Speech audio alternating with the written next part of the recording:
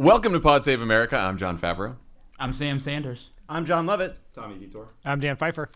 We got a very big show for you today. Sam Sanders is here to join us for the news. Sam is the host of the brand new culture podcast Into It and the podcast Vibe Check. Yes. On Vox. So Sam, welcome. Thank you. It's good to be here. So good to have you back. It's always awesome to be here. We'll also be talking about the midterms with one of our all-time favorite senators and friends of the pod, Elizabeth Warren.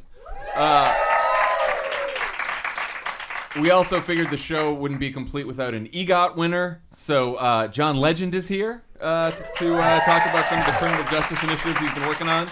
And later we'll be facing off with the hosts of Crooked's Gen Z podcast, Dare We Say, in a game that's designed to make us feel old.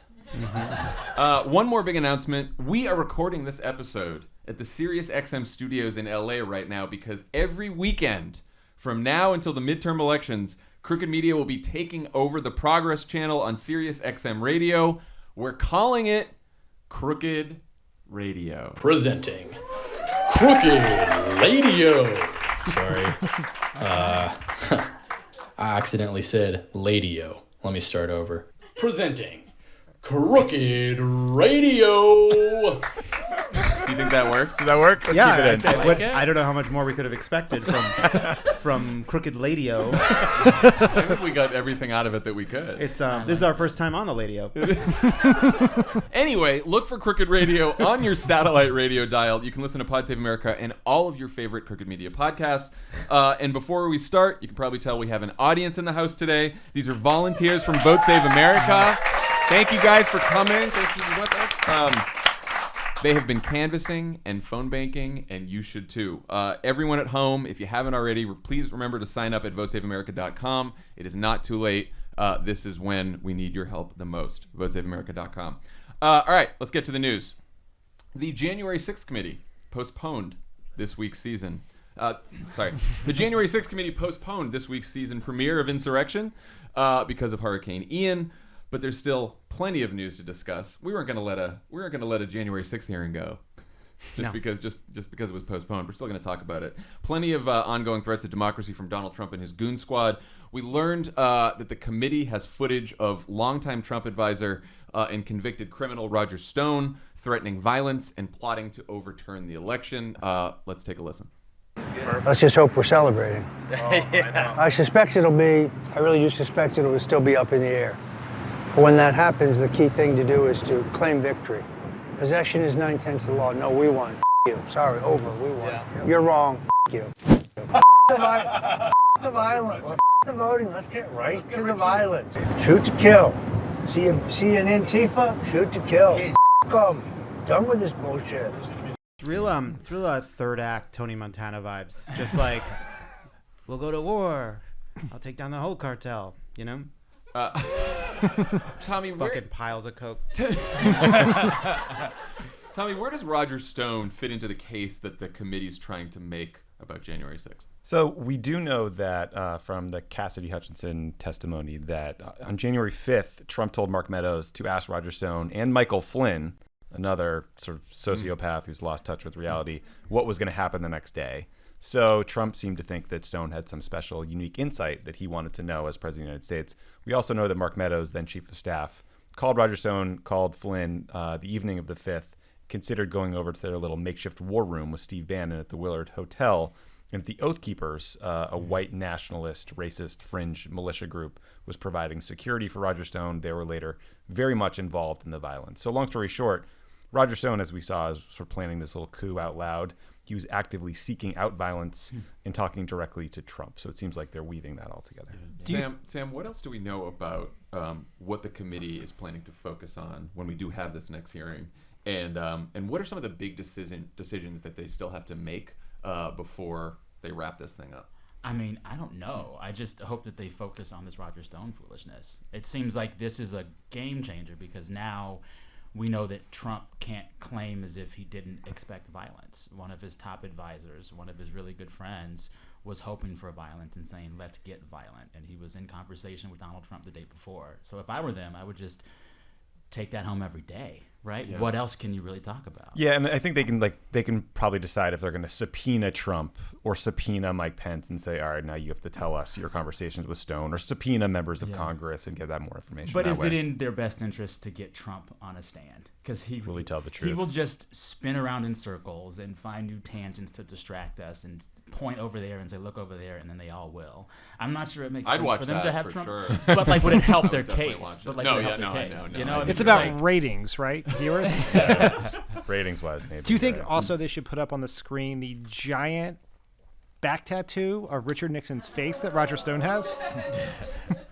It is like I do wonder at some point if Tough all of choice. this is like diminishing marginal returns, because it's like we do also know that Trump wanted violence after Cassidy Hutchinson's testimony, when she was like, oh yeah, he was like, don't use the mags for people coming in with weapons to January 6th because they're not going to hurt us anyway. Yeah. I feel like, they're not going to change any minds. I don't think Trump will ever see true punishment, but I do think that they can keep it top of mind. Keep it top of mind. Make sure people know that this is still a big deal. I think the problem for the whole party now is that people are forgetting about the things that Dems want to talk about, and they're talking about what Abbott and DeSantis want to talk about. And so how do you direct attention to this bullshit? Right. Mm-hmm. Well, Dan, the other big decision that the committee is going to have to make is do they send a criminal referral to the Justice Department after they wrap things up? How much does that matter at this point, since it seems like Merrick Garland and DOJ are finally on the case? I would say that a official criminal referral from Congress has the same legal force as my last tweet. Which is strong. Which is saying a lot. Strong. Right. There's a lot Sell of people on yourself short, Twitter who believe that they are federal prosecutors. that their tweets are important, and the juries will see them. I mean, So something to think about. It has no force of law. It's not going to make Merrick Garland more likely to prosecute Trump. I think of it maybe like as a polite nudge.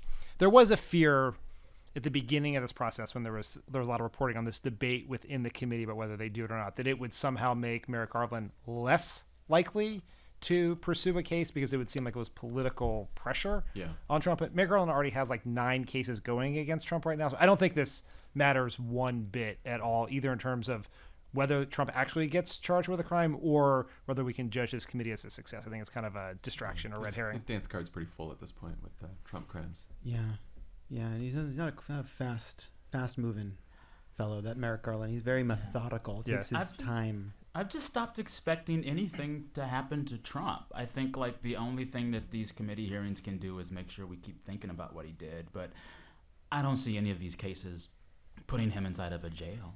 I don't see any of these cases making him pay for any crimes. I mean, I think you could end up with an indictment, but what I'm afraid of, I don't think an indictment would stop him from running for president. In fact, I think that would just sort of get him, speed up the process. Get his support if anything. even more strong Get behind the juices him. flowing. In every great movie about like a hostage situation, there's always the outside plot and the inside plot. It's too boring to just have the people on the outside trying to get the people stuck on the inside out. So you have there's always like the hostage is trying to get out from inside and they got a scheme going, and then the people on the outside are trying to get them out too. I see it that way. Who's Bruce Willis? Yeah, here? give us the who's who in Is this. this Ransom? Like, what were we talking about here? It could be Ransom. Remember Ransom? I've never seen Ransom. What is Gary Sinise, Mel Gibson before. Was there a before? He probably was always like that. So He probably was always like that. Before we doubt. knew. No doubt. Yeah. he Before was. we knew. Yeah. Before we knew. Anyway, But the point is, I don't know. Nailed it. There are things we can control. We think we can. I think we have to act as if. I think that anyone who has been waiting for the Justice Department or the judicial process to save us or save democracy, have been disappointed continuously. So I think we can wake up. I don't want to predict. We can wake up pleasantly surprised. Our crazier things have happened than Donald Trump being frog marched down Fifth Avenue in handcuffs. But it's too nice to think about. So we have to actually beat them. you know who hasn't been waiting around? The Senate. How about that? Yeah. The Senate. Nice. The Senate. John wanted a What a reaction segue. there. Nice What a segue. segue. Look Action at on the that. spot, guys. That's how. Didn't That's even why write it gets. that down. That's why the Senate. big chair. It's not even on the iPad. It's not even on the iPad. They look like they are about to pass bipartisan legislation to prevent the next coup from happening, thanks to resistance hero Mitch McConnell, who has announced his support for the electoral And Joe Manchin. See, to me, this is a bigger deal. and than Joe the- Manchin. Yeah, our two heroes. They return unite for one last heist. So McConnell basically said that he announced his support for the Electoral Count Act reform over the strenuous objections of Donald Trump, Ted Cruz, Josh Hawley, and most of the House Republicans who tried to overturn the last election. Tommy, what are the highlights of this bill? You want some highlights? I would love some highlights. I'll give you some highlights. Insurrectionists hate this one weird trick. Sorry, go on. So, as you probably all can recall, Trump's sort of theory of the case legally was that the vice president basically had carte blanche authority to overturn the results of the election. This bill would spell out, that the vice president's role is strictly ceremonial, and it would change the number of members of the House or the Senate that need to object to a state's electors for that to go forward. So it's a big deal. And it also sort of closes the loophole that would allow governors and state legislatures to just overturn the results of the election on their own. Yeah, I mean, it basically what it does with that is there's a judicial process involved. So like no governor or state legislature on their own can decide to just overturn an election, send their own slate of electors. Like there has to be judicial review. Yeah. So and it like ups the threshold for Congress to oppose the results. Yeah, right. So it's like either 1/3 or 1/5 is I think what's been debated. And like that for me is the big deal. Like that's bigger than whatever the January 6th committee does. This is like honest bipartisan work to make sure that won't happen again. And I don't know. I don't want to be like thanks, Mitch, but this is a big deal. What I agree. I think it's great, and so many Democrats are so excited about solving the vice presidential problem until you remind them that Kamala Harris is the vice president. Which you have to remind some people. Where is she? I do worry a little bit that we're fighting the last war, not the next 100%. war. I worry a little about putting our. First of all, if they want to pursue their, whatever they call it, their legislative supremacy argument, they will take it to the Supreme Court and claim this law is unconstitutional. I still think it's absolutely worth doing, but I don't think it should give us any kind of comfort that they won't find a way to manipulate the system. I mean, this is a set of rules to try to make law what were just sort of assumptions, that certain things weren't politicized, certain ways of manipulating the system just weren't done. And I think part of the reason you have Republicans coming on board with this in the Senate is they would like that. They would like to not feel as though some of the things that they're being told is a decision. They want to go back to before when they didn't have to feel as though they were paying a political price simply for certifying election. And fine, hopefully that works. But this is about power, and the only way we can really stop them is preventing Republicans from being in positions of power to break the law, deny the outcomes of elections, and no law from Congress can do everything. I think it's a good thing. I think it's worth doing, but I don't think it should give us false comfort. I sort of disagree because I think, look, if it was just the clarifying the role of the vice president, it's not a big deal. It's not going to do much. What it does around the state legislatures and governors is a big deal because we've talked a lot about these Republican candidates, like Doug Mastriano becomes governor of Pennsylvania, Kari Lake becomes governor of Arizona, or we have Republican secretaries of state in those states. They have a lot of power to just send an alternate slate of electors to not certify an election. This would rob them of that power and send it to the courts. Now, are we worried that the courts are stacked with a bunch of right-wing lunatics? Yeah, of course. But at some point, they're like, it's either going to be the justice system or the state legislatures or the governors or Congress that does this. So like, there's going to be someone in charge that figures this out. So I'd rather it be the justice system than Republican state legislatures and Republican governors. But I think I'm for it. It definitely raises the degree of difficulty stealing an election. But where the insurrection is going to happen in 2024 is going to be between when the votes are cast and when the election is certified at the state level. It is going to be local precinct leaders, local county assessors not counting votes, refusing to certify at the canvassing boards, et cetera. It's not going to be the governor and the state legislature doing it just in front for everyone to see. It's going to be piecemeal. Just enough votes to make up that 40,000 vote difference was the difference between Joe Biden getting elected and Donald Trump returning to the White House. That is very true, but that is why that can only be changed at the state level, right? Like those local precincts. That's why we've got to, flip state legislatures across this country. But I just right, and then you worry that all of a sudden through this new law we've passed, it's harder for us to object to what we believe is an illegitimate election that is certified by Republican officials at the state level. Then a court will. Yes, all I'm saying. I'm for it. We should do it. We should do everything we can to codify as much as we can. The only way we will actually stop them from overturning a democracy is by winning these local elections. That is 100%. 99% of this is that. Yeah. That's all. That said, to see Mitch McConnell get behind this kind of bill, I'm still like, oh. Why do you think he did it? Why do you think? I don't think they like that kind of chaos. I think if you are a Mitch McConnell in Congress on the day of the insurrection, in the back of your head you're saying, what power do I have? What control do I have? This is chaos that affects my job and my life. Whatever party you are, you want some semblance of order.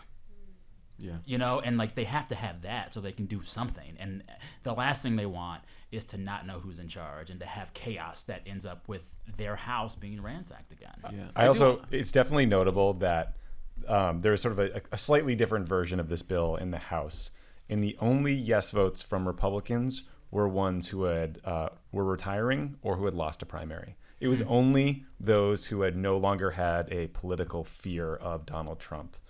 So, look, I don't give Mitch McConnell credit for much, but I agree with what Sam was saying about him not liking the chaos and not liking the institutions looking like the jokes that they looked like after the 2020 election. But I also think like he has shed a little bit of his fear of Trump, as we've seen over the months and years. I think that's right. And I also wonder if once a bunch of his Republican senators were on board this legislation, if he wondered about the politics of blocking a bipartisan bill to stop the next coup a couple weeks before the election.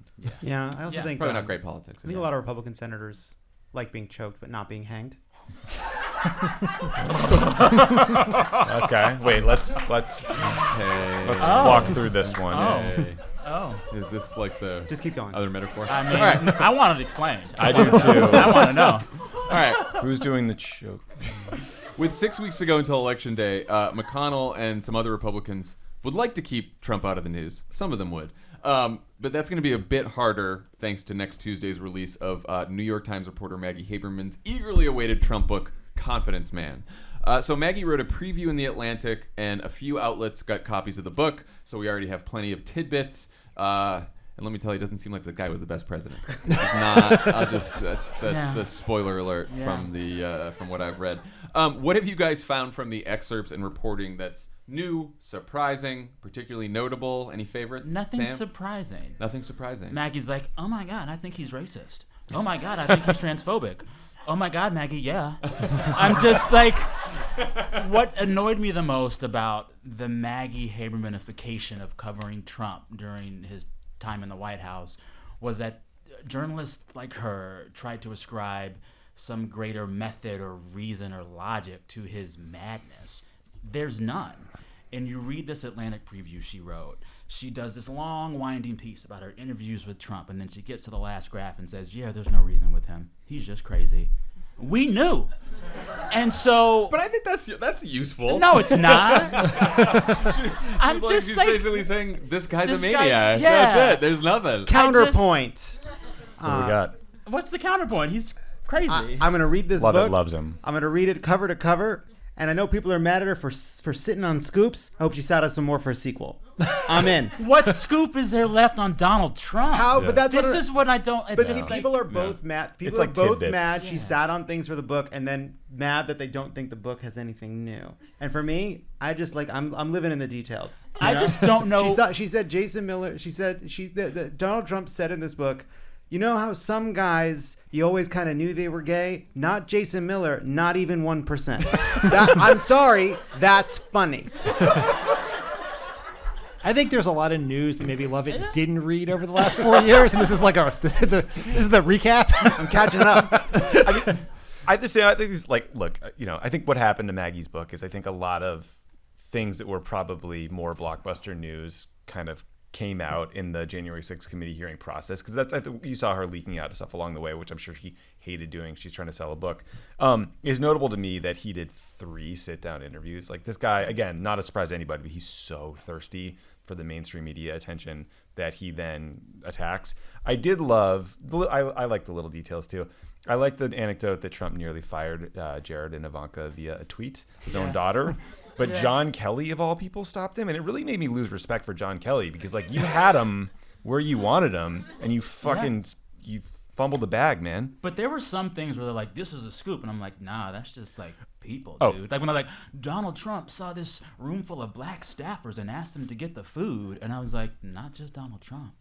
Like a lot of people do this shit. I don't know. It's just nothing about, like, it wasn't surprising. No. And I think that like there's this kind of like liberal desire to have like the one nasty Trump story that takes him out. It doesn't exist. We're still waiting on that. It doesn't exist. That's why I don't quite get the anger at Maggie for the withholding thing. Like, like your criticism that it's nothing to do with like that. That's fair. Yeah. That's more than like the like.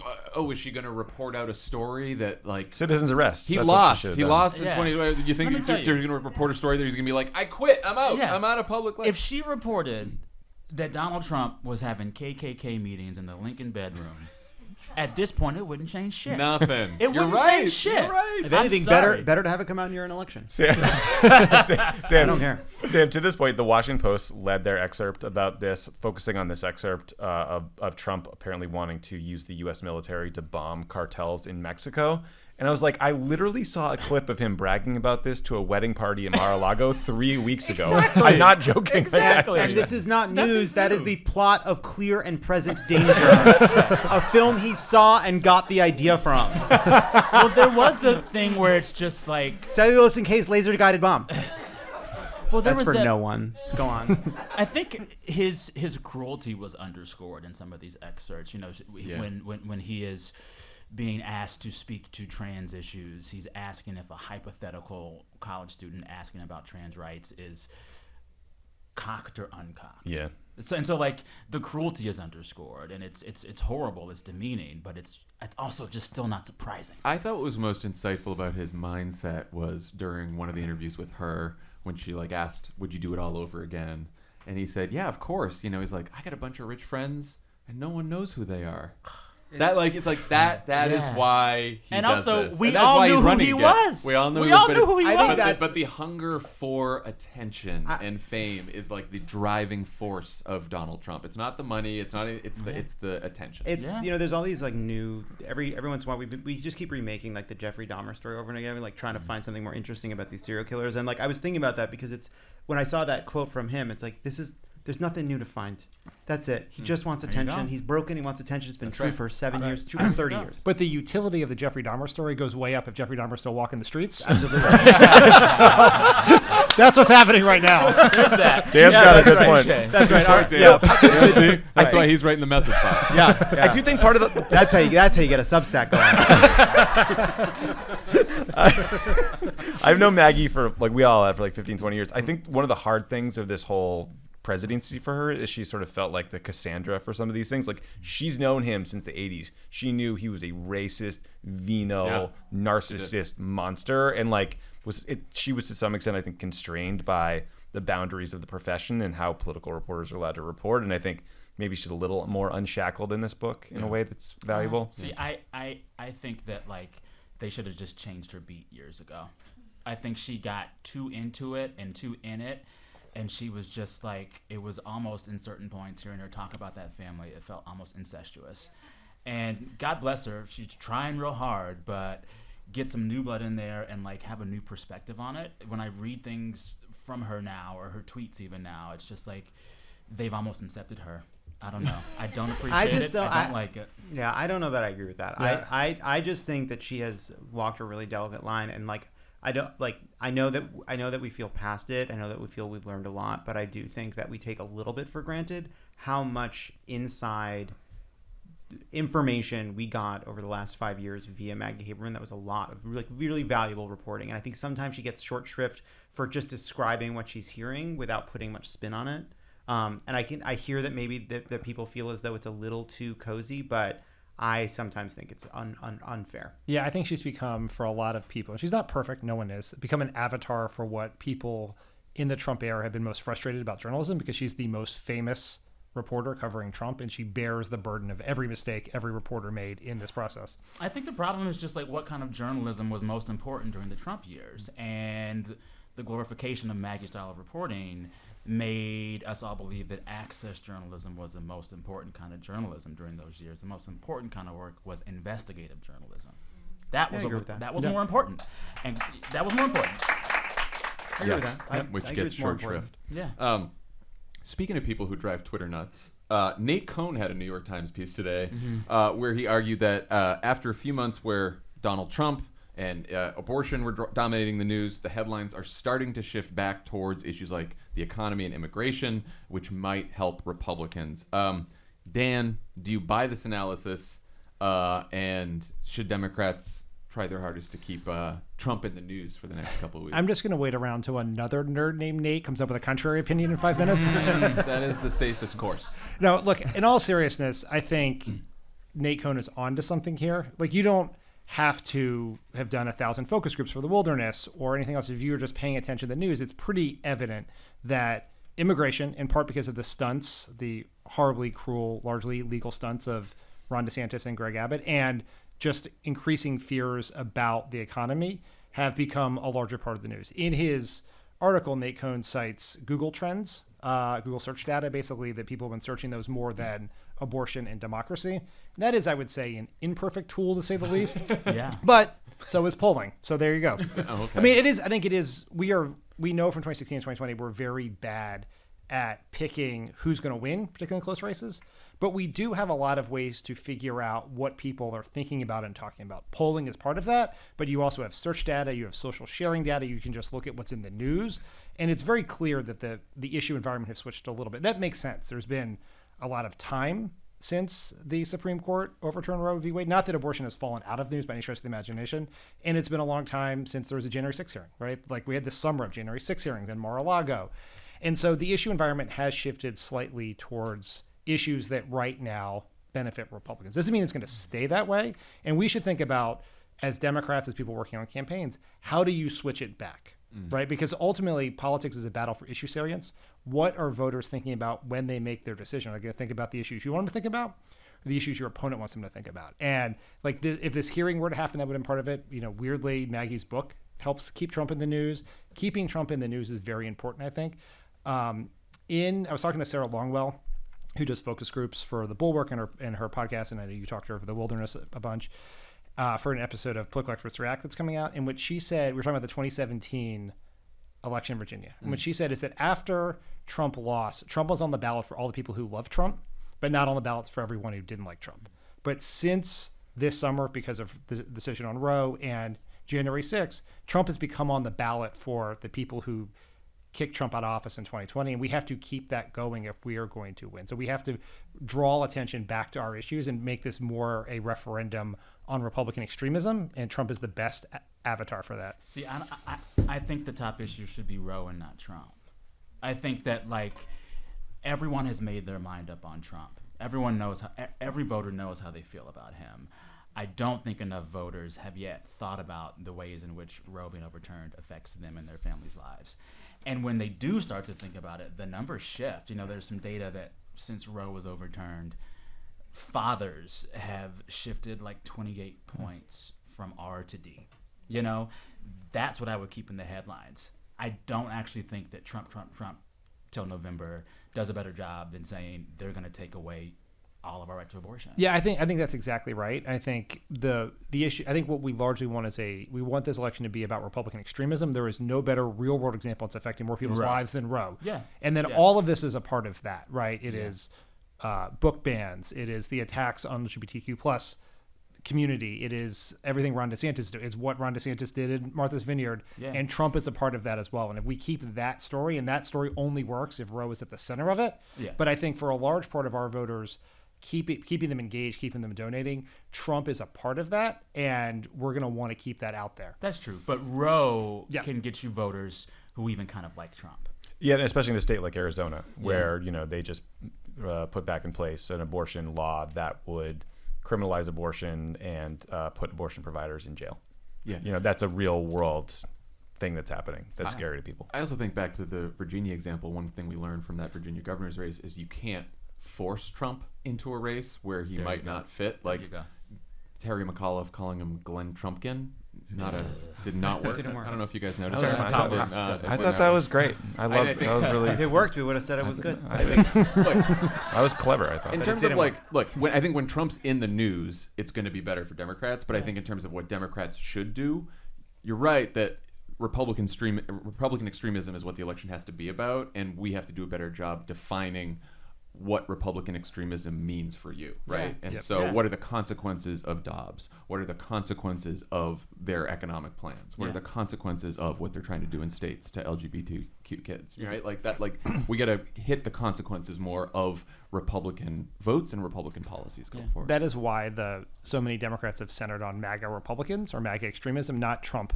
Republicans, because Trump actually helps with some voters who think of him an outsider, but MAGA Republicans allows you to try to get the extremism with the terrible, corrupt Washington D.C. Republicans like Kevin McCarthy and Mitch McConnell. We're also not that popular.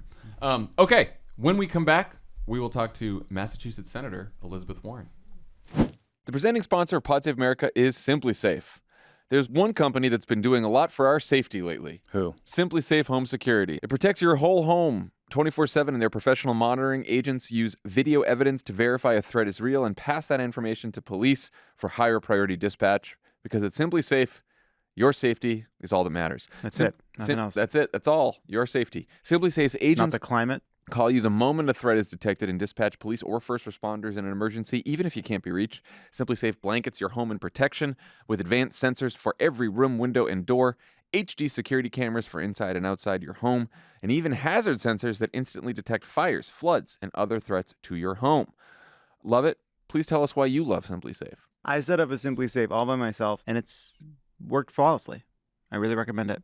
It's easy to take out. It works out of the box. It's extremely reliable. It's nice looking. It's a nice looking device. It fits well in your home. Thank you. That's great. Customize the perfect system for your home in just a few minutes. At simplysafe.com/crooked. Go today and claim a free indoor security camera plus 20% off with interactive monitoring. Go to simplysafe.com/crooked because there's no safe like Simply Safe. Pod Save America is brought to you by Expensify. If there's one thing that most people can agree on, it's that the old-fashioned way of handling expense reports and keeping track of receipts is a pain. That's why you need to check out Expensify. Expensify keeps money moving. More than 10 million people around the globe use Expensify's pre-accounting platform to reimburse expenses, manage business credit cards, generate invoices, pay bills, and plan trips, all from one easy-to-use app. With Expensify, you can snap a photo of a receipt and submit it, create workflows for approvals, and sync up accounting and HR platforms.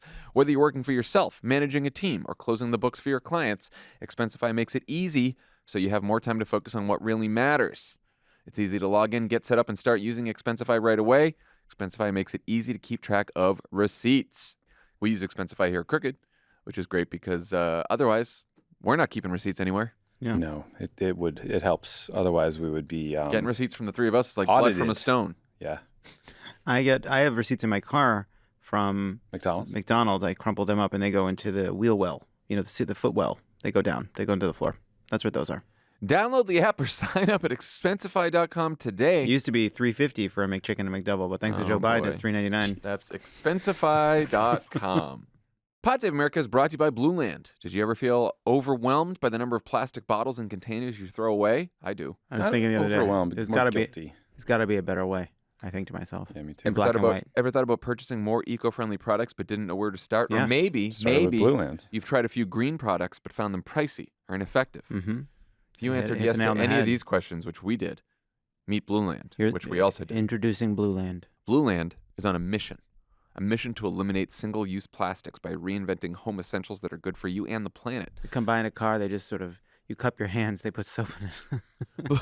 Just a ton of soap. Just bring out your buckets. Blue Land's innovative tablet refill solution. Oh, it's tablets. Takes up to better. 10 times less space than a traditional bottle. My and idea their was bad. Powerful formulas keeps your home clean and smelling amazing. The idea is simple. You grab one of their beautiful Forever bottles, you fill it with warm water, you drop in the tablet, and you get cleaning. Refills start at just $2, and you don't have to buy a new plastic bottle every time you run out. I thought a Forever bottle is where you keep grandma on the shelf. Holy shit. You can even set up a subscription so you never run out of the What's that products called? An you urn? use the most. And save even more when you buy in bulk. Try their Clean Essentials kit, which has everything you need to get started. If you spill, Grandma. Blue Land products come in refreshing signature scents like iris agave, fresh lemon, and eucalyptus mint. Hey, if there's a Forever bottle of tablets on the mantle, what have we been washing the tub with? Oh my God, get going. Get us And through for a this. limited time, their hand soap is getting a festive upgrade with 3 cozy new scents: apple butter, maple pumpkin, and vanilla chai, which is Tommy's favorite. Ooh. Boots with the fur. That's my impression of Tommy hearing about that flavor. Ooh. I love Blue Lands. It's Me all too. we use anymore. We love it. Love it. Huge fans. Save a lot great. of space under the kitchen in the little cabinets. And the bottles are like they look really good. Yeah. If whether you want to put your cleaning supplies in there or A loved one, a cherished loved one. Right now, you can get 15% off your first order when you go to blueland.com/crooked. That's 15% off your first order of any Blue Land products at blueland.com/crooked. It's a deal to die for. blueland.com/crooked. Pod Save America is brought to you by Stamps.com. If you're a small business owner, you know how important it is to be ready for the insane holiday season. Luckily, Stamps.com has everything you need to make your life a whole lot easier. It's the 24/7 post office that you can access from anywhere. Say goodbye to lines, traffic, and hassle. Say goodbye to traffic. That's why we've used Stamps.com Bye, since traffic. our early days here at Crooked Media. We love Stamps.com, don't Hey, we? traffic. It's been almost 6 years at this company. 6 and years. From day one, They were there. They were. we've been using Not Stamps.com. one trip to the post office. Nope. Nope. I don't even know what one looks like, thanks They to still have Stamps.com. they still have pens attached to those little metal ropes. Probably. But Probably. sometimes you follow the rope all the way to the end, and there's no pen there. There's just a cap. Just a fucking cap. Get access to the USPS and UPS services you need to run your business right from your computer. Protect your margins with major discounts on USPS and UPS rates up to 86% off. I'll do impression of the post office. No. Next. Print postage wherever you do business. All you need is a computer We love the and post printer. office. With Stamps.com's Switch and Save feature, you can easily compare carriers and rates. And if you're running an online store, Stamps.com works seamlessly with all the major shopping carts and marketplaces. Yeah, apologies to Louis DeJoy out there. Yeah, and if any mail that carriers listen to guy. this, I want you to know that I was on your side because I thought those new truck designs were stupid, and you deserved a cooler truck. Get ahead of the holiday chaos this year. Get started with Stamps.com today. Sign up with promo code CROOKED for a special offer that includes a 4-week trial plus free postage and a free digital scale. No long-term commitments or contracts. Just go to Stamps.com, click the microphone at the top of the page, and enter code CROOKED. Please welcome the Democratic Senator from Massachusetts, Elizabeth Warren. Senator Warren, welcome back to Pod Save America. It's good to be with you. You guys should applause. You're an audience. They were stunned. They were stunned to see it. They forgot how to behave. Look, I get it. I'm not there in person, so we got to do this remotely. It's tough. It's tough. You got to give us all clues as we go through this. We're here in the Sirius studio. We have a great audience here. They're very excited for you. So Don't listen. They were just rude a minute ago, and what they did was obnoxious and rude. And they're sorry. They're gonna feel terrible later, but we're moving past it. Okay. I'll buck up. Okay. all right, Senator Warren. Inflation is the biggest issue affecting our economy. It's one of the biggest issues affecting this midterms. You have been very critical of the approach that Chairman Powell and the Fed have been taking to fighting inflation. What do you think they're doing wrong, and what should they be doing instead? So we have to think of inflation. This is about high prices for families. That's a real problem. And so the question is, what causes the problem and what are your tools to fix it? What kind of things are causing inflation right now? Actually, COVID still is. It's shutting down economies in different parts of the world. Supply chain kinks that we still have. The war in Ukraine that not only affects energy prices, but also the question about supplies of wheat around the world, and price gouging. You know, those giant corporations that say as long as we're raising prices anyway, and everybody's talking about inflation, let's take an extra big scoop on prices and boost our profits. Okay, that's what we got going on. So what is the appropriate response to that? Chairman Powell opens his toolbox and he's got basically one tool: raise interest rates. And his idea is raise interest rates, and that will slow down the economy and put a lot of people out of work, and that means people will buy less. But notice, it doesn't do anything about COVID. It doesn't do anything about the supply chain. It doesn't do anything about the war in Ukraine. It doesn't do anything about price gouging. And in fact, Chairman Powell has actually said that to me in banking hearings. Nope, can't affect any of those things. So here's my concern. When Chairman Powell is not just moving interest rates up and saying he wants to slow the economy, he is taking extreme steps, steps like we have not seen in a very long time, just banging away on 3/4 of a point, 3/4 of a point, pushing those interest rates up very far, very fast. What he risks is tipping the economy into a recession, too much of a jerk on the economy. And so now we're in a position where, let me get this straight, what we could end up with is prices don't come down because many of the things, not everything, but many of the things that affect those prices are not going to be affected by higher interest rates.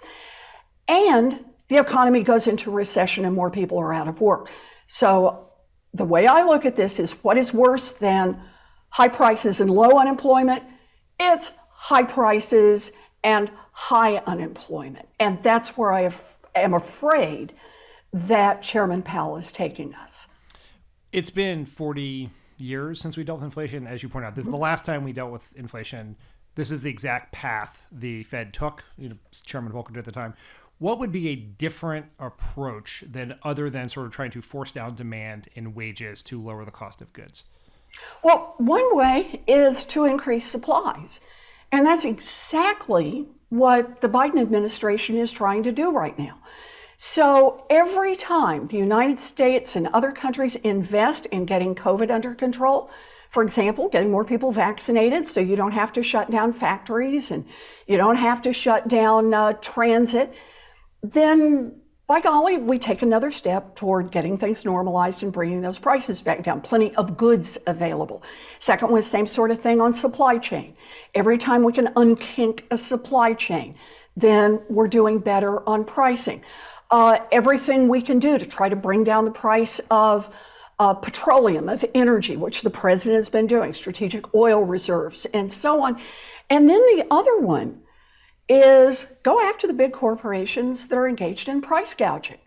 And the Department of Justice is doing a certain amount of that. The FTC is doing a certain amount of that, and it helps.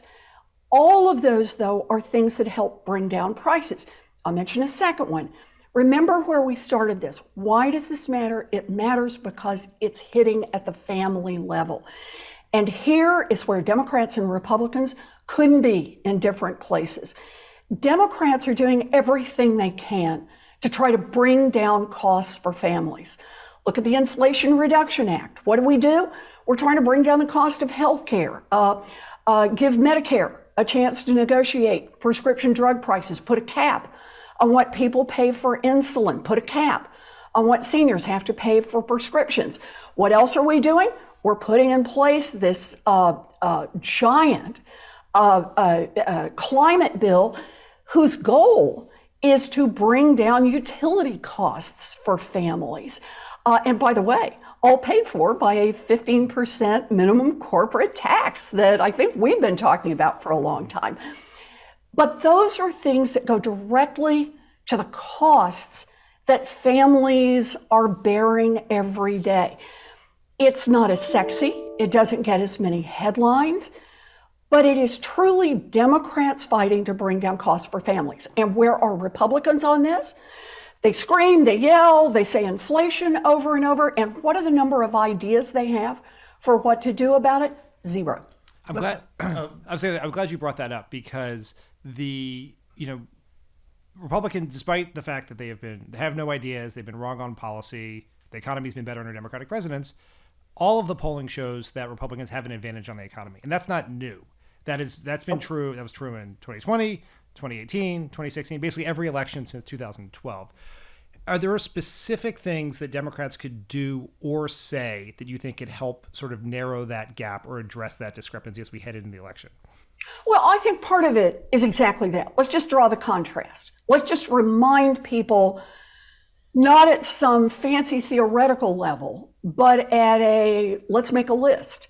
What are the things, not just that Democrats have promised and that demonstrate who we're fighting for, but what is it that Democrats have delivered? We've delivered on health care. We're in the middle of delivering on utility costs. We have delivered on student loan debt, right? We have done things to actually bring down costs for families. at the same time that the Republicans not only have zero ideas, how do I say this? They have negative ideas. Their ideas are, don't do those things that would bring down costs for families. So that, I mean, look, I think that's pretty insulting to Kevin McCarthy, who this week pretended to eat in a diner while rolling out what they're calling a commitment to America. It was one page of, it was a list. There were words and bullets, ostensibly an agenda of some kind. What did you make of the commitment to America? So I have to say on this, read the first one. I really wish right now that we had you could put it up on the board behind us.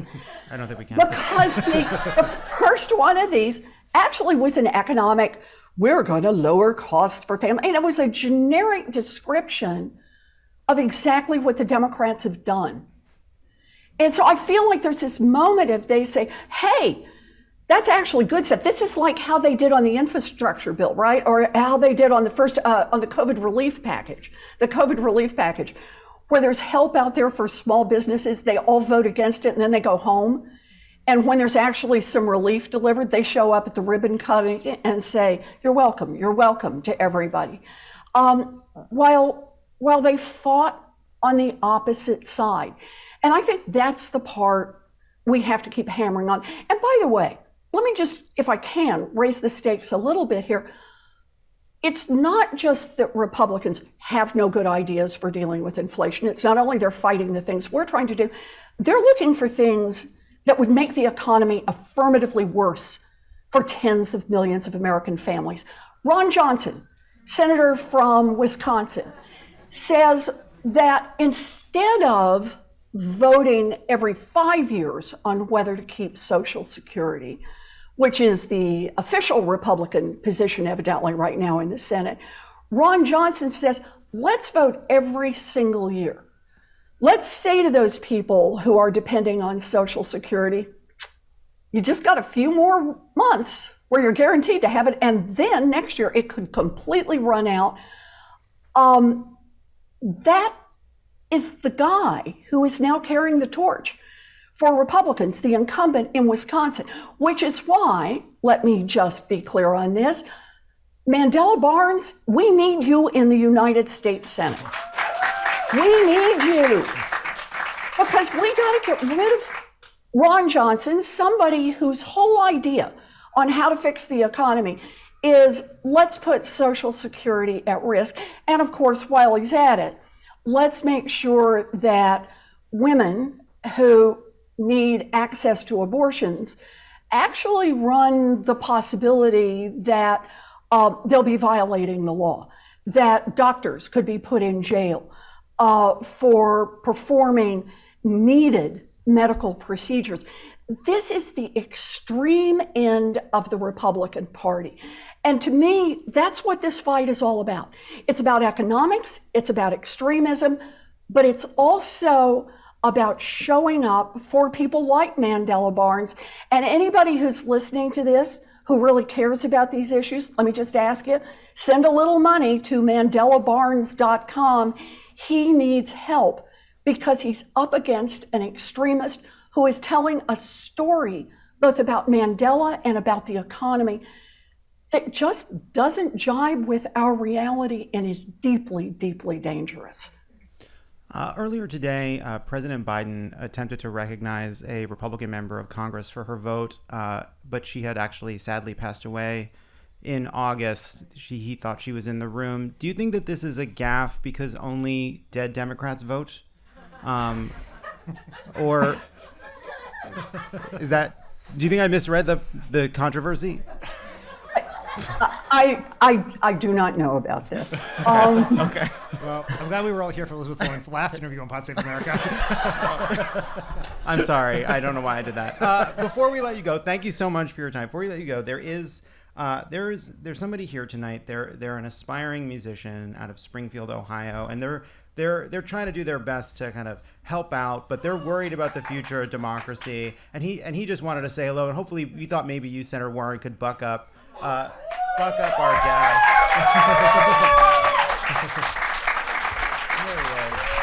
Hello. It's And look, you know, he's trying to keep people's spirits up, but he's worried, you know. He's an aspiring musician. An album. I aspire every day. Hello. Hello, Senator Warren. How are you? Listen, I'm a lot better for seeing you. Better than that last thing we just did. I'm sorry. I have nothing to do with the last question you got. Good to see you. How are you? I'm doing great. And good. I am worried about democracy, I'll tell you that. Do you have words of hope for us? You know, I do. We got an election coming up in November. And we got a lot of days between now and then. What have we got? About 5 weeks between now and then, right? Almost 6. We should be out. We got a chance to get out there every day and affect the direction that our nation takes. You and I both get this. I mean, we've talked about this for a long time, only it's just gotten worse. The difference between the two parties, the Democrats who are fighting to try to make life better for working people, to expand opportunity, the Democrats who try to live in the real world and try to deal with the real problems that people have, and the Republicans that have just become extremists on abortion, extremists on violence. If they lose, then they talk about taking to the streets. This is our moment. I don't want to wake up on the day after the election and say, gee, we could have given it a little more. So my word of hope is now is the time when it's still open, when it's still in your hands. And can I give my most hopeful? We get just two additional Democrats in the United States Senate. Keep the ones we got and add 2. And yes, I'm looking at you, Mandela Barnes in Wisconsin. I'm looking at you, John Fetterman in Pennsylvania. Yes. And I'm looking at how much fun they're having in Ohio and North Carolina right now. So we've even got some more. Come on, Tim Ryan. But yes, but we get 2 more Democratic senators, 2 additional ones, who are willing to roll back the filibuster. And we hang on to the House. And all of a sudden, it's not like, okay, just by the skin of our teeth, we can do the things we need to do and we can fight this through. We were just talking about the things we've already gotten done. Think about the things we can do now with that team. Because we can actually ensure voting rights for every American citizen. To vote and to get that vote counted. We can ensure that Roe versus Wade is the law of the land everywhere. We can do universal child care. You know, we can do the things that work for American families. We can do immigration reform. These are the things that we can come together and work on, and we can invite the Republicans to be part of this. We can do a whole national conversation around it. But the difference between where we are, if we get those couple of additional senators, and if the Republicans are able to take control, this really is, John, you got it right. This is about our democracy. I'm really scared for us. So this is the moment to use your hope, to motivate yourself, to get up off your fanny and get out there, give some money, make some phone calls, knock on some doors, and make it happen. Don't you believe we could do this, John? I believe it. Let's do it. Let's do it. My God. Senator Elizabeth Warren, thank you so much for your time. And we'll be right back. John Legend's going to stick around graciously. Thank you so much. Joining us today, the aspiring young musician who just asked Elizabeth Warren a question, passionate advocate for criminal justice reform, longtime friend of the pod, who just released a brand new album called Legend, Jon Legend. Thank you. Hello, everybody. We haven't done this live in a long time. A long time. Yes. Pre-pandemic, I think. Yes, definitely pre-pandemic. Congrats on the new album. Thank you. It's been my soundtrack to and from work for the last couple of weeks. Well, it's fantastic. I appreciate it. It's always interesting knowing my friends listen to my music and then knowing what people sometimes do to my music. Homework. Excel spreadsheets. It's I always wonder if that's a no-go for them. People that know me, have had dinner with me, hung out with me, if they want to invite me into that part of their life. No comment. Yeah, sure. Let's get into it. This is the house that Howard Stern built. How is it making music at home during the pandemic? Were you like trapped on Zoom like the rest of us, except with like Rick Ross or something? Well, we did have a few Zoom recording sessions. We don't record at home. We have a studio. It's like a house with a studio in it, but it's like 15 minutes from where we live. Right. We can get away and go to work. Chrissy shot a lot of her cookbook there as well, so it's like our work creative house. Cool.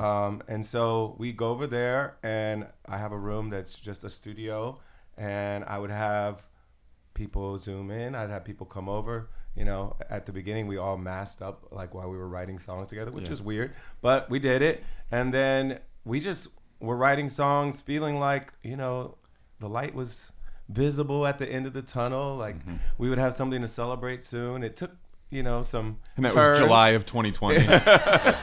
It took some turns, some ups and downs, but, you know, overall, it felt like we wanted to write a really like joyful, fun, sexy album. And that's what we worked on starting in early 2021. Well, you did it. Thank you. So let's talk politics, because you're an activist, but you're also a political nerd like us. Yes, very much I don't know so. if people know that. So at some point in every campaign, Republicans hit Democrats on crime. This year's no different. Of course. You spent years advocating for the same criminal justice reforms that are now the target of a lot of Republican attacks. We're victims of our own success. Of in course, some ways. which Yeah. How do you think Democratic candidates and activists should handle these kind of attacks at a time when a lot of people are actually concerned about crime and violence? I think first of all, you acknowledge that people aren't crazy for feeling concerned about crime. I think crime is real. People feel it in their lives when they see homelessness in the street, when they see despair, when they read the news and see what's being reported. They're not insane to feel like, oh, this feels like things are less safe than they were a couple years ago. And let's remind ourselves, we went through a once-in-a-century pandemic. There are all kinds of reasons why there was more despair, more of a sense of disconnection from society, and there was more crime, particularly during the time in the last 2 years there was.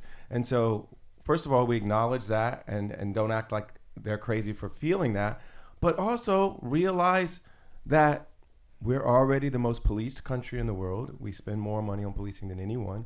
Realize we're already the leading incarcerator in the world. And so if that were the thing, if those were the things that would make us the safest country in the world, we would be the safest country in the world. Because if those were the solutions, we would already be the safest country in the world. So the question is, well, what else could we do to make us safer? And then if you look at the statistics, the most dangerous states when it comes to gun violence are all Republican states. So when the Republican politicians are attacking us on safety, on crime, and they're not going to do anything about gun violence, they're not going to do any kind of regulation. In fact, they're going to make it easier for you to get a gun now. Even after massacres, they go to the state legislature and write laws to make it easier for you to get a gun. Easier for teachers to have guns in the classroom. We're not safer because of that. Yeah. So we need to think about, in addition to, Democrats are very astute at funding the police, despite our reputation. And we've been part of building up this carceral state as well, as a bipartisan project of being tough on crime. But if those things were going to be the solution to make us the safest country in the world, we would already be that. So what else can we do? Can we fight the spread of guns? Can we do other prevention programs like mental health and drug addiction programs that will help us actually prevent crime? Can we just make families more whole and have the resources they need, the education resources they need, so that we're driving fewer kids to crime in the first place? Can we do some of those things in addition to all the other stuff we're doing to make sure that we really are safer and a healthier society?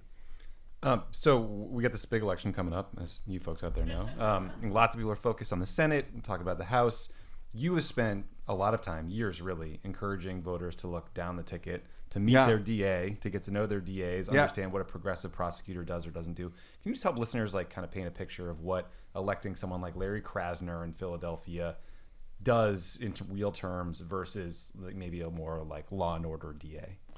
Well, being a district attorney, you have a decent amount of discretion. So we have laws that are written by our legislatures, but the way they're enforced, the way they're taken to court, the way that they're charged, and the way sentencing is recommended is usually via the district attorney, sometimes called the state's attorney in some states. And so they have a lot of discretion. So if you're thinking about, well, how do we figure out ways to use incarceration less? How do we think about ways to have more diversion programs? How do we think about ways to get juvenile offenders out of the system? DAs are in a lot of ways the pathway to that because they have so much control over a lot of the discretionary decisions that are made. And so we've been working along with a bunch of other activists around the country on identifying progressive candidates to run for office and then for us to support.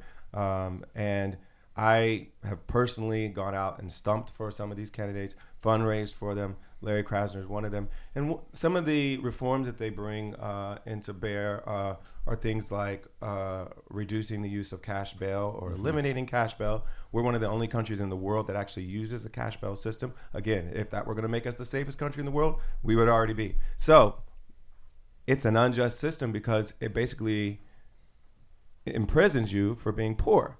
Because they're not saying you're in jail because you're dangerous. They're saying you're in jail because you can't afford a certain amount of money. Right. And that means you're in jail because you're poor. And sometimes the amount is $1,000. We saw with like Khalif Browder. It was not a lot of money for plenty of people in America, but it was a lot of money for him. Yeah. And they used it as a leverage against him to get him to try to plead down. He didn't do it. Right. He said he didn't do it. He insisted he didn't do it. And so he stayed in jail because he couldn't afford bail and because they wouldn't let him out and tried to use that as leverage against him. He ended up dying because of the despair that Rikers brought into his life. Cash bail is an unjust system. It punishes people for being poor, and it locks up way too many people. And so there are progressive DAs around the country that have just decided, we're not going to use it. We're not going to ask for it. So Krasner is one of them. Kim Foxx is one of them. And there are folks around the country that are doing that. And we support candidates that advocate those kinds of reforms. So important. So big Senate race in your home state of Ohio. In Ohio, Tim Ryan. How do we turn your red state blue? Yeah, what happened? Well, what's going on? Well, as Obama you know, won it we twice. already have a Democratic senator in Ohio. His I know. name is Sherrod Brown. And, love Sherrod. And so even and Ohio voted for Barack Obama. So it's not so distant, the possibility that we would vote for another Democrat. And I feel like we need the right kind of Democrats in Ohio. And I feel like Tim Ryan is the right kind. And J.D. Vance is like as bad at being a good Ohio candidate as you could be. Like when the deck is stacked in his favor, when it's a leaning red state that could be characterized as pretty red, and he's doing as poorly as he's doing in the polls, is because he's not really that great of a candidate. And it's not just that, it's that Tim Ryan is actually a really good candidate. He really is empathetic. He understands the concerns of working people in Ohio. I grew up in a working class family. My dad was an auto worker. My mother stayed at home with us. And so I can identify with a lot of the struggles that Ohioans feel, even though it's been a while since I've lived there.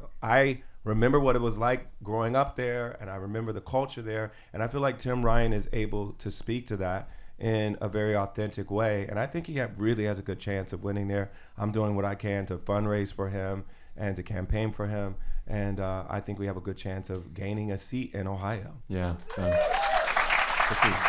My in-laws tell me this all the time. Tim Ryan, to you too. Yoga and football. J.D. Vance wants to ban porn.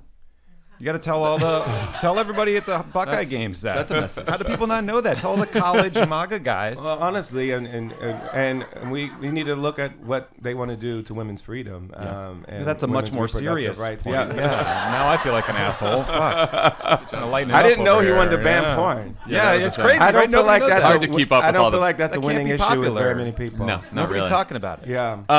You want to stick around for a game? Lovett came up with a game just for I you. would love to play a Okay, game. Great. Perfect. Here comes Lovett. John Legend. Jon Lovett. Is he the coolest friend of the pod? We can't say for sure, but he's in the conversation. I'm a genuine fan. I listen to you guys all the time. It makes me nervous. So we've decided to enlist your help. We've all borne witness over the past few years to political moments that are deeply sincere and spine-tinglingly cringy. Okay. Which is why it's- sincere and cringy. Yes, Probably Democrats. mostly. Yes. Yeah, Republicans insurrect. Democrats read poems. Yes.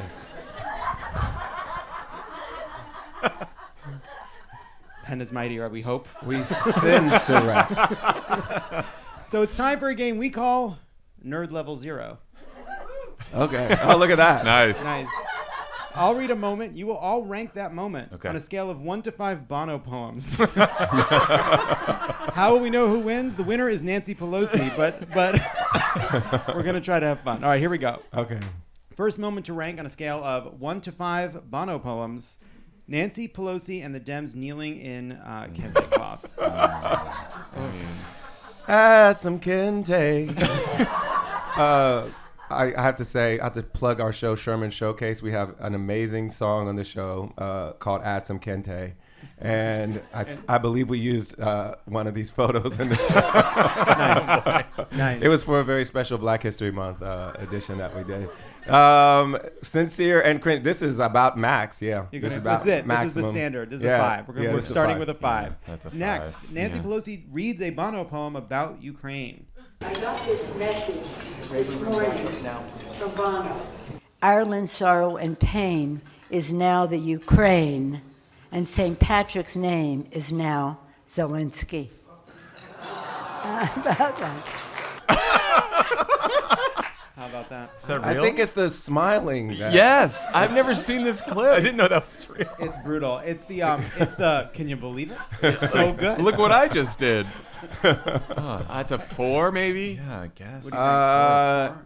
The thing is, I feel like reading that poem would have gone over well in that moment, but it was the faces that made it cringier. Yeah, it was tough. It was tough. So I'm only gonna rank that like a 2 or a 3. 2 or 3? yeah. Okay, we're giving it a 3. Next up, Andrew Yang trying to shoot a basketball. Oh. No.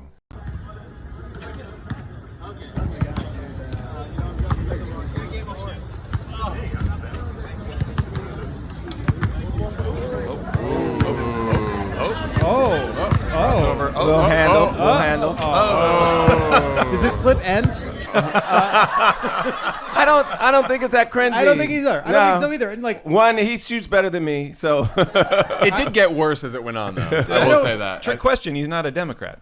yeah, not that is true. That's Third true. party. Oh, don't be playing to the me. crowd. We booing him. Or we booing? He's a What are you forward party. Is that what it Something was? like that. We're giving it 0. You're gonna Yeah. give me a clip of someone being bad at sports? He needed his shot to be a little more forward, though. Yes. Yeah, totally. hey. I like that. Next up, Chuck Schumer trying to rap. Oh no. No. No. Oh no.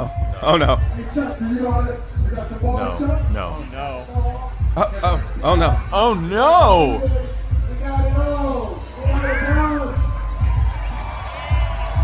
How have I never seen that? I don't know. I don't know how we're just seeing this for the first time. Is that Rolling Loud? When did that happen? Wow. That probably it had to be in New York, right? That's the only reason he would do this, right? Yeah. Yeah.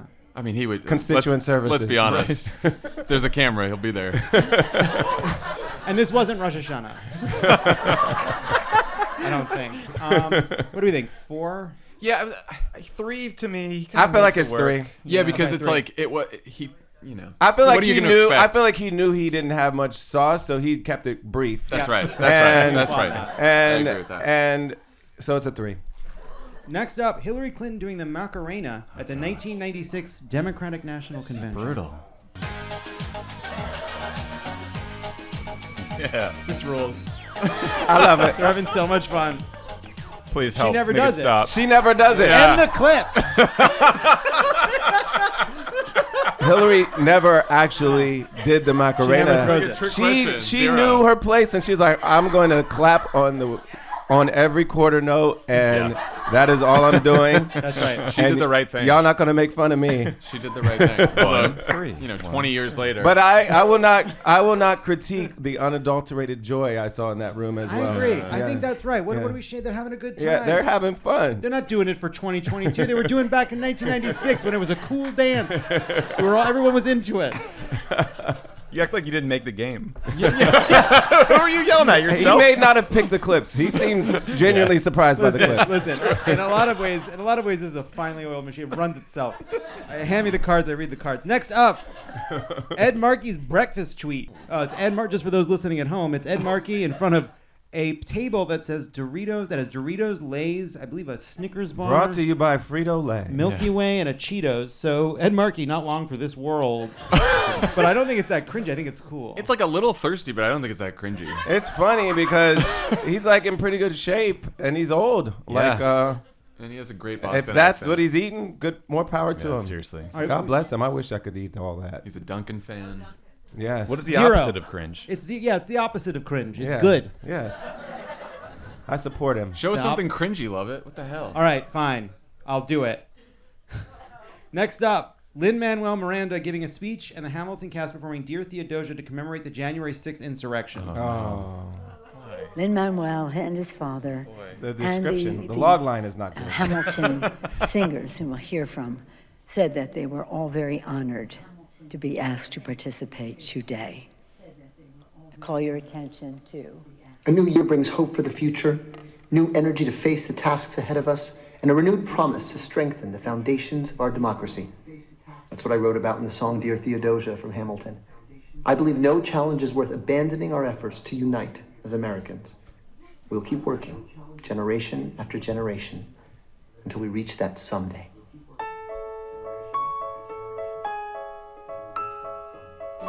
Yeah, you'll blow us all away someday, someday. I think this is good. I like this. This is working on me. I'm cringe. Strike me down. I love this. Shame on the producers of this program. This is good. I mean, these talented people. I think it's great in isolation. Right. I don't think it was the right way to introduce the January 6th hearings. I feel like this is really a game about Nancy Pelosi doing Yeah. cringy things Well, and some other people who ended up in here. I'm losing him. Go to Hillary Clinton saying Pokemon go to the polls. Go to Hillary Clinton doing the Pokemon go to the polls things. Hurry. Because we're going to have a lot of jobs from building infrastructure to coding, creating new apps. I don't know who created Pokemon Go, Nintendo. All right.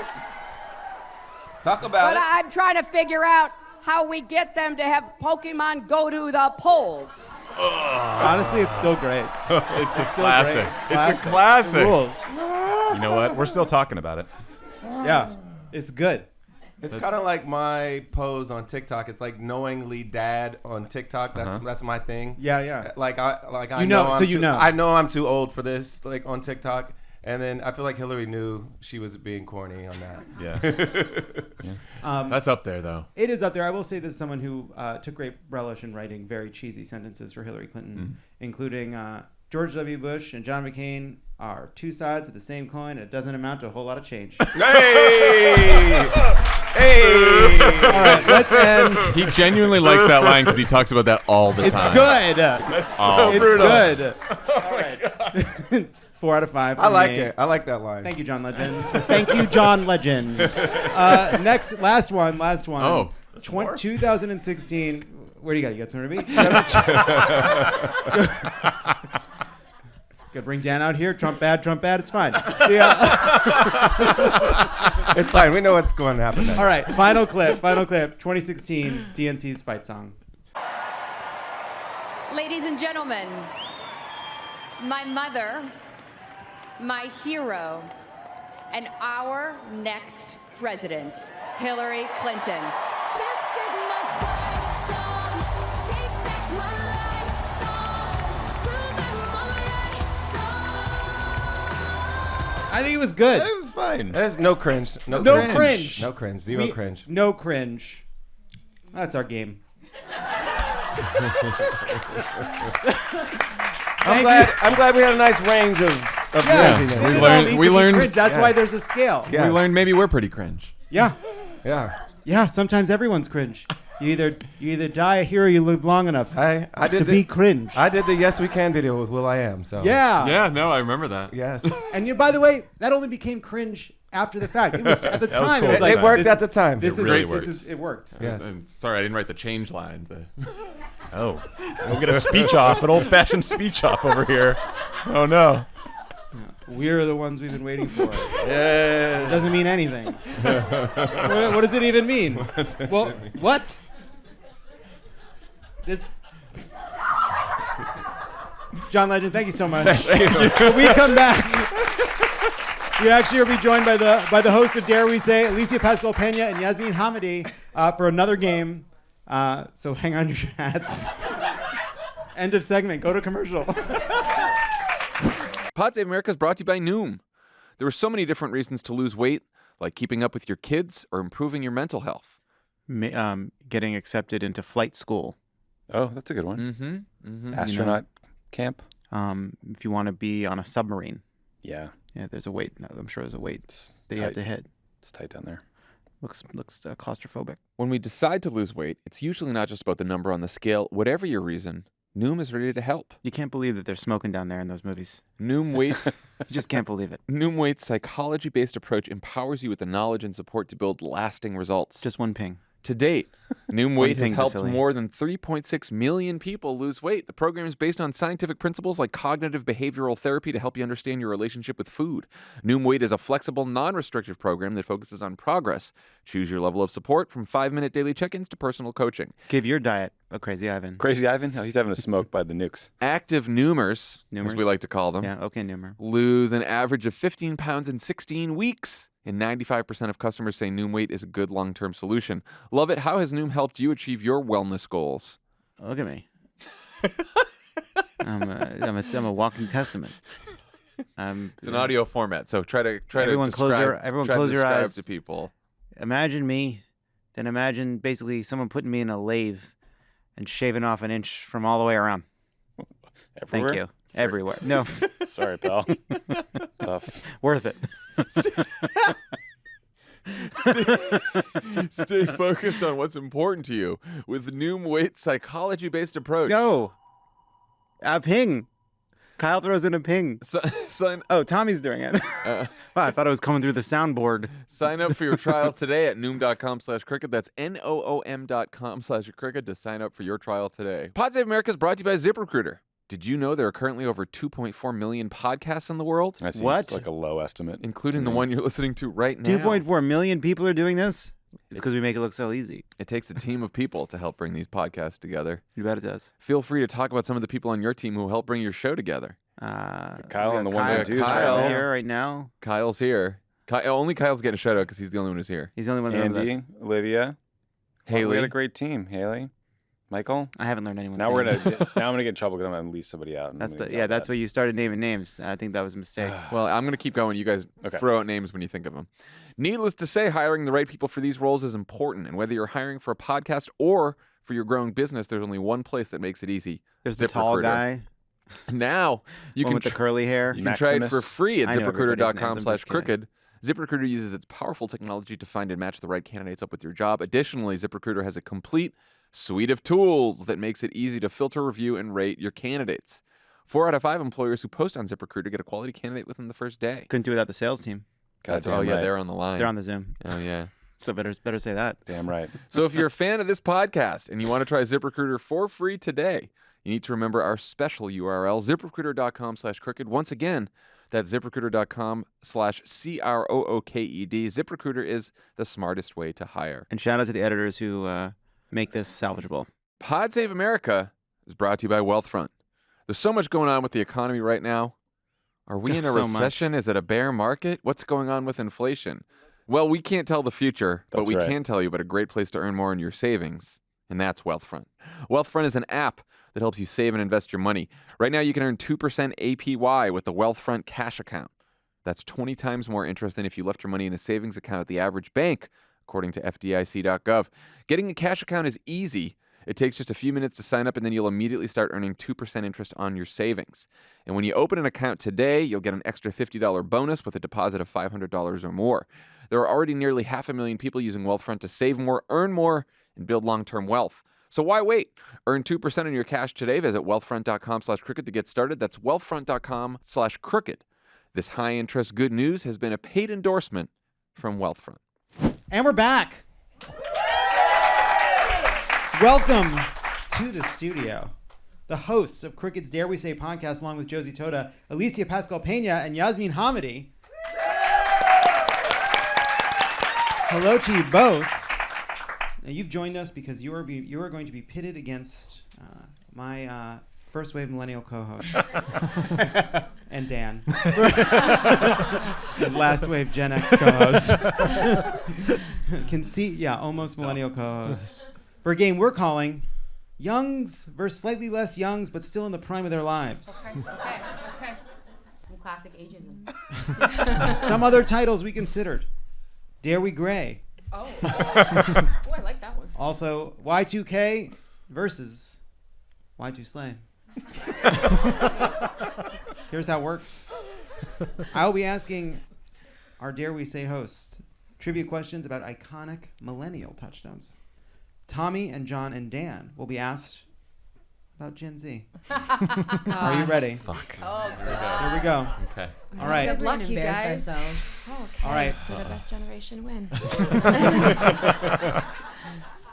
Yasmin, Alicia, here we go. All right. Okay. Jack and Meg White, the band members in White Stripes, were what? A, brother and sister. B, a divorced couple. C, a divorced couple who pretended to be siblings for reasons that both now feel obscure and malevolent. Or D, are actually the same person. Not the same person. Can you repeat the question? No. Are you being serious? Absolutely not. Ask someone with dyslexia. All right.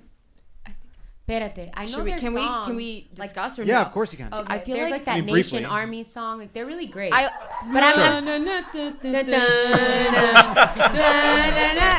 wanna go to Not too much. We'll have to cut it. Sorry. Can we do B? I think they were Espérate. No, I feel like they were silent or silenced. You're being silenced by me. I need an answer. B. Siblings? What was that one? No, they were divorcees. Divorcees. But they I'm sorry, that was incorrect.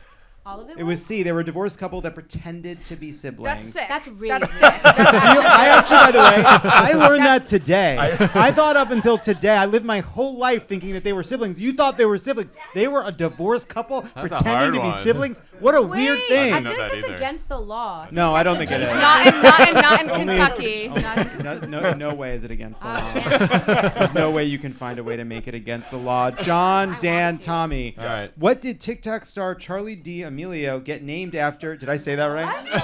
D'Amelio. What? D'Amelio? D'Amelio. Eat shit. I think it's so cool being young. Don't brag. Being old is something you want to be. It's a goal. It's the only thing you make fun of somebody for a goal that they have. The only other option is death. That's fair. Anyway, he what sold did it. TikTok star Charlie D'Amelio get named after her last year? A, a limited edition Dunkin' Donuts drink. B, nail polish. C, a barn owl at Connecticut's Beardsley Zoo. D, a newly discovered moth. Okay, I think she's endorsed by Dunkin' Donuts. Really? Well, I like Dunkin' Donuts. Okay, sure. But I don't know. I didn't really listen to the rest. I feel like nail polish is the. Yeah, okay. No, I would have gone with the owl, but go with Duncan. We're really. I'm gonna need split an answer, here. Are you guys sure? Are you sure about All right, You guys are acting. No, like, we you are guys absolutely acting not like Gen X sure. right now. I'm gonna Pick give an you guys answer. a hint. Moth. It was the only one none of us it's thought. the one. The moth. It's the moth. Moth. Incorrect. It was Dunkin' Donuts. Dirty over here. They're sneaky. Sneaky fucking generation. Yes, The greatest generation never would have done It was that. bad. You guys couldn't get the first one. You Hey. couldn't? Okay. Tommy got it. It's outwit, outlast. They- It's wit, outplay, outlast. All right. Confidence. But now I feel bad. You know, We just gaslighted Our you guys. Gen Z That was co-host genius. is going to take the rest. That was genius. gaslight, gatekeep, girl boss. We're killing it. All right. Next up, for our Gen Z crew, which is not a real episode of MTV's seminal reality TV show True Life? Is it A, True Life, I'm obsessed with my dog? No. That's a real one. B, True Life, I'm a Staten Island girl. C, Ew. True Life, I hate my face. D, True Life, I'm horny in Miami. That one. Or is it E, True Life, all the above? All the above, 110%. Wait, no, you're saying which isn't. No, which is not. Espérate, what? Wait. Our education which system. is That's a a real good point. That's a which good is point. not Really good all point. of They the- raise a good which point. is not all of the above. That's trying to trick us. I don't like Do it on the You fly. got it. It was all the above. Yeah, all of those are definitely episodes. True Life All was right. brazy. Here we go. MTV. Like All right. lawyers MTV, over here. That was MTV. really. You Your don't Honor. know. You have no idea. Your Honor. You have no idea what it was like. Really? You have no idea what it was like. All right. Before ridiculous. It was good for a while. Jersey Shore, right? To my Great show. to my About that. What all do you right. got? Next question. Who is Jack Harlow? Oh. For us? He's a rapper. Yeah. He's a He's rapper. a rapper. You got it. There's He's friends with He's Drake. also set to make his acting debut in a remake of White Men Can't Jump, even Stop after it. seeing what happened What? to Harry Styles. Yeah. He's brave. Apparently redoing Jack that. is going to be I an knew that, actor yeah. now? I'm learning it from this card. Jack, You should gotta ask. be You should with ask them us. the original cast of White Men Can't Jump. Who is the original How cast about of that? White Men Don't Can't I Jump? don't even know that the, movie. No, the one that was Blade. Yep. Yep. He's a king. Yes. Somebody give me a knife. Wesley Snipes. I knew that. Yep. And the other one. You're not. Oh my God! Thank you so What- much. what We have love you- our Okay. audience But members. see, I've seen it. I've seen it because it's a Ken classic. Jennings doesn't tolerate Classic. this shit. Thank you. I love you. You get a hug. Okay. All Next right. up, Yep. whom did Britney Spears famously kiss at the 2003 Oh, VMAs? Madonna. Yeah. That's correct. Who then kissed Christina Aguilera seconds later? John, Dan, Tommy, please explain how the Be Real app works. You just have to explain it. We're just Oh. going to judge it. Who's on Be Real? Okay. Don't tell them. Don't. Okay. Everyone be Okay. cool. You post how does once it work? a day. You take a picture At like a time when it and tells it you. posts automatically, and you can't do anything about it. It's out there because it's supposed Except to be. that like you have a ton that you can do about it. You fucking stage that shit. And Right. everything. But it's Anything not. else about it? Anything else about it? Alicia, can you tell You do it once a day, right? Is that right? Wow. Did we get there? I'm gonna say incorrect. I mean, it was. You think it was close enough? It was good. It was good. You think it was good? All right. Once a day. What's wrong? Was someone fill us in? You think it was right or wrong? I think it was wrong. I'm sorry. So why? Tell us what it is. So Be Real is an amazing app. Right? Okay, they don't pay for this. They're No, fine. they're not. It's Okay. another terrible thing we're doing to ourselves. Yeah, Continue. it's dumb. Unless you want to sponsor us, Be Real. Thank you. It's the fact. It's an app that comes. It gives you notification once a day. And it At a tells you- random point. Random point that you don't know when it's gonna be, and they also like they do It takes a picture from the front and the back. at the same time, and you can That's retake what we it, but it missed. also shows the people how many times you retook Yeah. the photo. And it it's shows everyone whoever at the same screenshots. time. It's Yes. everyone that is doing Be Real at the exact same Yeah. moment. Yes. So in New York right now, if you'll Be Real will happen, and then it looks like a fucking Flash Black mob. Mirror episode. Yeah, it is a Black Mirror episode. All right, now. All right, so I feel like they got close enough. I don't- Generosity. half. Half. Whatever. Okay, fine. That's I'll a give half back. point. I'll give back to the community. All right. Let's give them a point. Now, over to you. Your question. Please explain the Y2K problem. Y'all were crazy and thought the world was finna end because it was gonna be 000. Was that the whole thing? No, Nope. 2012. Damn. Basically, right? 2012. 2012. The movie wasn't it gonna- Espérate, let me try again. So y'all thought that y'all's computers and stuff, you know, like the geriatric people, they thought like 200 wasn't gonna work Your on like mom's your not phones happy and with you. computers. My mom's phones. Your mom's not happy. and y'all thought that like the world was gonna explode and end because it was gonna be year 200 or 2000. I would have given that answer. First answer was there. Yeah, we're good. You got it. You nailed it. You got it. You Thank nailed you. it. I was You're- fighting for my life. Thank It's you. like, maybe I don't remember Y2K. Yes, I am. All right. TikTok I was star and 19. Instagram model Ava Louise. I don't even know who that is. You don't know. That one you don't know. Wow. So you're not quiet now. All right. Don't come for fee. Rude. Went on Dr. Phil after going viral for doing what? A. Successfully chugging a gallon of milk. B. Choreographing sexy dances to Steely Dan songs. C. Licking an airplane toilet seat in a coronavirus challenge video. Or D. Challenging JoJo Siwa to a fight. What do you got, Tom? Lead the way, Tommy. I feel like I heard about someone licking a toilet seat, and I assume it was this person. So sure, see. You got it. God, you were so It was a video online. in March of 2020. Yeah. I'm disgusted. Brave time to fly. Ew. During COVID? Next up. Yeah, exactly. Like, anytime, but also like you took your mask off to make a tweet. It was gross in 2019. It wasn't cool then. All right, next. Which of the following was not a real early aughts reality show? What's like the early 2000s? Okay, got it. We never came up with a good name for the 00. You said aughts, and I said I know okay. we didn't have a good name for it. That's we never okay. cracked it. That wasn't it. a And good that name wasn't for it. it. That was fun. It's okay. We're here. Which of the following was not a real early aughts reality show? A. Mr. Personality, a short-lived dating show hosted by Monica Lewinsky.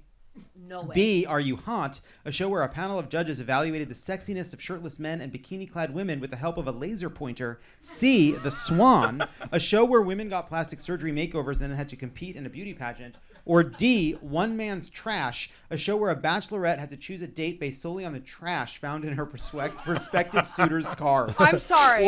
Or E. Were they all real? I'm so sorry. I'm What saying- the hell were you guys thinking back then? I am telling you right now, 3 of the 4 of those were real. No Yes. way. Yes, and we only made up one. I'll remind you, it's Mr. Personality, Are You Hot? The Swan, and One Man's Trash. I think it's Mr. Personality because Miss Monica wouldn't do so. No way. She wouldn't. And I No way. I think No, it's gonna don't have look to at me be like a- that, John. Monica Incorrect. Lewinsky had a dating show? Don't understand. The How did they get her to 2000s do that? You have to understand how bad a time the 2000s were. Wait, y'all were on drugs, everyone right? George thought all the Bush. problems were solved and that people couldn't be sexist because James Bond could punch women. Like Wait, the rules what? were They weird. said feminism. You Yeah. can punch women now. it was a tough time. It was So a tough America time. like obliterated this woman in the media and then gave her a dating show. Briefly. Yeah. Briefly. I didn't know that. I remember the I didn't know that either. Swan was so I would have dark. said that. That would have been. And to everyone listening, we have a pitch deck for One Man's Trash if anyone networks are interested. I feel like that's what The Bachelor is right now. Like, what? Which Yeah, he knows. Yeah. I'm just trying to I know, be I know. supportive. Yucking it up. Just trying to I encourage. appreciate it. Obviously, everyone knows I don't watch The Bachelor. It's not a queer space. What? Not. All right. Which hairstyle has Gen Z summarily canceled? A, the side part, B, the center part, C, ponytail, or D, bangs? I think it's the side part. I Right? think side part. think Yeah. side You part. got it. You got it. Ah. They Alicia know with a too side much. part right now. And also me with the side part. All right. I'm I'm not gonna Gen Z. let's do. All right, here we go. Which TV personality testified before the House Appropriations Committee on behalf of music education in 2002? A. Paris Hilton, B. Elmo, C. Paula Abdul, or D. Tyra Banks? Who did? Who did? It's either Tyra or Elmo. Can we actually make I it? felt that in my spirit. It's either I feel Tyra Sesame or Street does Elmo. really good If you work. can Elmo. you name this episode? It's either Tyra or Elmo. Okay. I think. I need an answer. Espérate, Tyra or Elmo? Or is it Abdul? No. Okay. Even though she's a dance icon and choreographer. What if it's Paris Hilton? I'm gonna go Elmo. Correct. Yeah. Correct. Thank you so much. All right, one Sesame more Street does good question. work.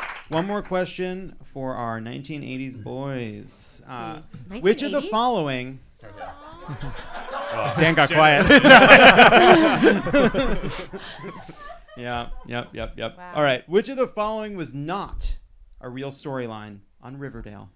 Oh no. A. Jughead fakes its own death. B. Archie fights a bear. C. Veronica performs Jailhouse Rock for Archie outside his juvenile detention center. That's real. D. Everybody joins an organ harvesting cult. Or E. None of the above. They're all real. What was the drug they took called? Like yin yang or some shit? Tell me Something like that. Jingle. Jingle jangle. Jingle jangle. Thank you. Jingle. Thank you. How? I know this from listening to Keep It. I was like, how do you know this stuff? Yeah, I've I never don't watch seen that Riverdale shit. in my I life. watch How does he know Riverdale. this stuff? So we just go with it. Tommy. Who's Duty. your best friend, Gen Zer? Wait, you should hang out with us. You I would. want to come on Dare We Say? If you guys want to hang out He's between like so- 6 and 8 p.m., I would love to. It would be. Yeah. Tommy's an early to bed, early to rise type. Got it. Well, Really turn up hours there. What do you think, Gen Zer? All the above. That's correct. It is all of the above. It's all of the above, which is none of the above. They're all real. It's the golden age of scripted television. Final question for Gen Z. This is for everything because we're tied. I don't know. Shut up. You made that up. You made the I stakes got go excited. all the way up. Who or what? Now I'll do it like this. Okay. If you can tell me without the clues, you win outright. Okay? Wow. Wow, we take it all home. Who or what was T9? What was T9? T9, it was something. Let me tell you, rude. I'll just give you That's some good. hints. That's I'm going to so try to good. hint. It is not a spray. Alicia, Don't listen. guess just yet. It is not a spray. I'll tell you this. Here's the thing. It was something everybody used. It was absolutely terrible. And yet we all thought it was amazing. It was on our phones. It was how we texted. It's the. Wait a damn minute. It's the thing. Oh shit. T9, is it like it's a program or something? No, isn't it like the thing that like a It's- pager? No, That's a sidekick. No. It was. I'll give you the hint. Is it A boy band? No. I've already gone beyond the text. Is it a C, a pre-smartphone predicting? Is it? It's this dumb thing from your phone. You got it. It was basically, just so you know, when we first got cell phones, Right. you could text, but you only had the numbers. And so you would type using the numbers, but it would help you by predicting what word was next. Oh, I had that on my old flip phone. Way Sure. in the day, Yeah. back Yeah. like 70 years ago. Yeah. I didn't hate it. All right, Bob. Alicia's- Nobody needed to know that. My first phone had an antenna. Hold on. Sorry. Just No, John. You can sit over Hi, here. You can what- sit over can here. you just no? So just first of all, please introduce yourself. Hi, I'm Cammie. I'm Alicia's birth mom and Yaz's adoptive mom as of right now. Thank you. Nice. And love my parents. you're saying that Alicia knows about this technology called T9, this ancient I actually technology. So Alicia, can you please be quiet? I'm having a conversation with your mother. This is so unfair. You would never have this power if she wasn't. You can here. just tell people be quiet all the time because you say it in Spanish as if that's better. It's not. It's equally rude. It's just rude in another language. Sorry. So sorry. and I taught you better than that. Wow.